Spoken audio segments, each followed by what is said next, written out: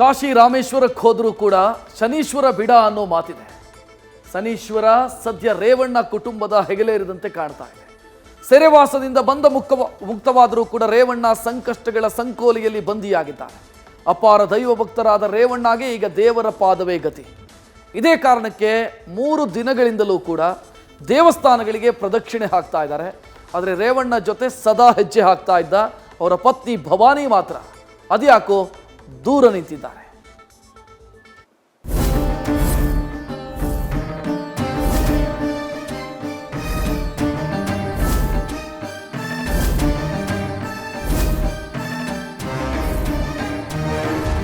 ದೇವರ ಆಟ ಬಲ್ಲವರಾರು. ಈ ಗೊಣಗಾಟ ಮಾಜಿ ಸಚಿವ ರೇವಣ್ಣ ಮನದಲ್ಲಿ ಮಂಡಕ್ಕಿ ತಿನ್ನಿಸ್ತಿದೆ. ಸದಾ ದೇವರ ಕೀರ್ತನೆ, ಭಜನೆ, ಹೋಮ, ಹವನದಲ್ಲೇ ಮುಳುಗಿದ್ದ ಗೌಡ್ರ ಕುಟುಂಬಕ್ಕೆ ಈ ಲೈಂಗಿಕ ಹಗರಣ ಭಾರೀ ಪೆಟ್ಟು ಕೊಟ್ಟಿದೆ. ಮೊಮ್ಮಗನ ಪಲ್ಲಂಗ ಪುರಾಣಕ್ಕೆ ಪ್ರೀತಿಯ ಪುತ್ರ ಜೈಲುವಾಸ ಮುಗಿಸಿ ಬಂದಂತಾಗಿದೆ. 4 ದಿನ ಎಸ್ಐಟಿ, 7 ದಿನ ಸೆರೆಯುಂಡು ಬಂದ ರೇವಣ್ಣಗೆ ಈಗ ಕಾಲಲಗ್ನವೂ ಅಲ್ಲ, ಲಾಭಲಗ್ನವೂ ಅಲ್ಲ, ಇದು ಸಂಕಷ್ಟ ಕಾಲವಷ್ಟೇ.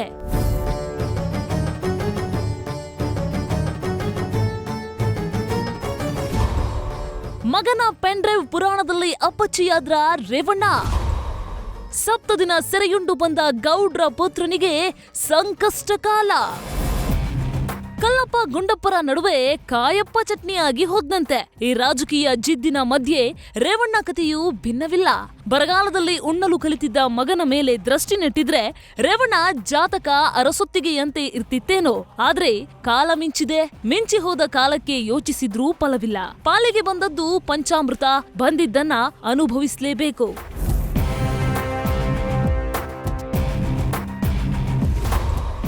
ಮೂರನೇ ದಿನವೂ ಮುಂದುವರಿದ ರೇವಣ್ಣ ಟೆಂಪಲ್ ರನ್.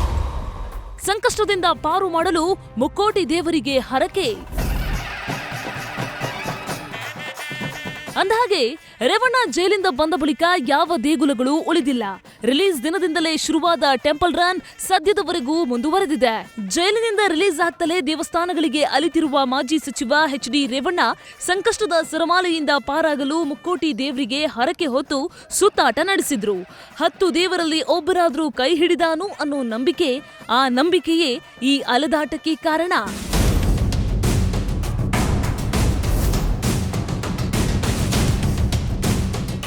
ಜೈಲಿಂದ ಬಂದು ಇವತ್ತಿಗೆ 3ನೇ ದಿನ. ಇವತ್ತು ಸಹ ರೇವಣ್ಣ ಟೆಂಪಲ್ ರನ್ ನಿಂತಿಲ್ಲ. ರಿಲೀಸ್ ಆದ ದಿನ ಆಂಜನೇಯ ದೇವಸ್ಥಾನಕ್ಕೆ ತೆರಳಿ ಪೂಜೆ ಸಲ್ಲಿಸಿದ್ರು. ಮಾರನೇ ದಿನ ನಾಡದೇವಿ ಚಾಮುಂಡಿ ಬೆಟ್ಟಕ್ಕೆ ಭೇಟಿ ನೀಡಿ ಕುಟುಂಬದ ಹೆಸರಲ್ಲಿ ಪೂಜೆ ಸಲ್ಲಿಕೆ ಮಾಡಿದ್ರು. ಇವತ್ತು ಜಯನಗರದ ವಿನಾಯಕ ದೇವಾಲಯ, ಗವಿಗಂಗಾಧರೇಶ್ವರ, ಶಂಕರ ಮಠಕ್ಕೆ ಭೇಟಿ ಕೊಟ್ಟಿದ್ದಾರೆ. ಬಳಿಕ ದೇವೇಗೌಡರ ನಿವಾಸಕ್ಕೆ ವಾಪಸ್ಸಾದ ರೇವಣ್ಣ ಬಸವನಗುಡಿಯ ಕಾರಿಂಜಿಕೆರೆ ಆಂಜನೇಯ ಟೆಂಪಲ್ಗೆ ಭೇಟಿ ಕೊಟ್ರು.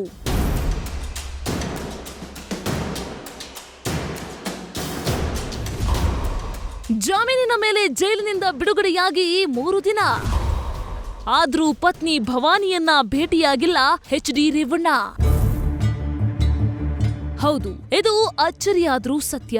ರೇವಣ್ಣ ಬಂಧ ಮುಕ್ತರಾಗಿ ಬಂದು 3 ದಿನ ಆಗಿದೆ. ಆದ್ರೆ 3 ದಿನ ಕಳೆದ್ರೂ ಪತ್ನಿ ಭವಾನಿಯನ್ನ ರೇವಣ್ಣ ಭೇಟಿಯಾಗೇ ಇಲ್ಲ.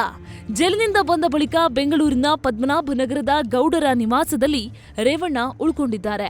ಯಾವುದೇ ದೇಗುಲಕ್ಕೆ ಪೂಜೆ ಅರ್ಚನೆಗೆ ಹೋಗಲು ಪತ್ನಿಯನ್ನ ಸಾಥ್ ಮಾಡ್ಕೊಂಡು ಹೋಗ್ತಿದ್ದ ರೇವಣ್ಣ ಅದ್ಯಾಕೋ ಅಕ್ಕನನ್ನ ದೂರ ಇಟ್ಟವ್ರೆ. ಕಿಡ್ನಾಪ್ ಕೇಸ್ನಲ್ಲಿ ರೇವಣ್ಣ ಜೈಲಿಗೆ ಹೋಗಲು ಭವಾನಿ ಪರೋಕ್ಷ ಕಾರಣ ಅನ್ನೋ ಬಗ್ಗೆ ಅನುಮಾನ ಇದೆ.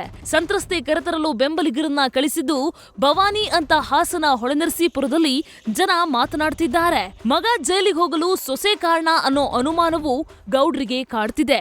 ಈ ಕಾರಣಕ್ಕೆ ಮಾಜಿ ಪ್ರಧಾನಿ ದೇವೇಗೌಡರು ಮತ್ತು ಕುಮಾರಸ್ವಾಮಿ ಸಹ ಬೇಸರದಲ್ಲಿದ್ದಾರೆ ಎನ್ನಲಾಗ್ತಿದೆ. ಸದ್ಯ ಭವಾನಿ ತಮ್ಮ ತವರು ಮೈಸೂರು ಜಿಲ್ಲೆ ಸಾಲಿಗ್ರಾಮದಲ್ಲಿದ್ದಾರೆ. ಸಾಲಿಗ್ರಾಮ ಬಿಟ್ರೆ ಹೊಳೆನರಸೀಪುರದಲ್ಲಿ ಉಳಿತಿದ್ದಾರೆ. ಈ ಬೆಳವಣಿಗೆ ಭವಾನಿ ಅವರನ್ನ ಏಕಾಂಗಿಯಾಗಿಸಿದೆ. ಸದ್ಯ ನೋಟಿಸ್ ಕೊಟ್ಟರು ಅನಾರೋಗ್ಯ ಕಾರಣ ನೀಡಿ ಭವಾನಿ ವಿಚಾರಣೆಗೆ ಗೈರಾಗಿದ್ದಾರೆ. ಒಂದು ವೇಳೆ ರೇವಣ್ಣ ಮತ್ತು ಗೌಡರ ಭೇಟಿಗಾಗಿ ಬೆಂಗಳೂರಿಗೆ ಬಂದಿದ್ದೇ ಆದ್ರೆ ಅನಾರೋಗ್ಯ ಸುಳ್ಳು ಅಂತ ಎಸ್ಐಟಿಗೆ ಸಾಕ್ಷಿ ಸಿಕ್ಕಂತಾಗಲಿದೆ. ಈ ಕಾರಣಕ್ಕೂ ಭವಾನಿ ಬೆಂಗಳೂರಿಗೆ ಬಂದಿಲ್ಲ. ರೇವಣ್ಣ ಜೈಲಿಂದ ರಿಲೀಸ್ ಆದ್ರೂ ಭೇಟಿಗೆ ಮುಂದಾಗಿಲ್ಲ. ಹೆಚ್ಚಾಗಿ ದೇವಾಲಯ ಭೇಟಿಗೇನೆ ಮಹತ್ವ ಕೊಟ್ಟಿದ್ದಾರೆ. News first bureau. News first ನಿರ್ಭೀತಿಯಿಂದ ನಿಮ್ಮ ಪರವಾಗಿ.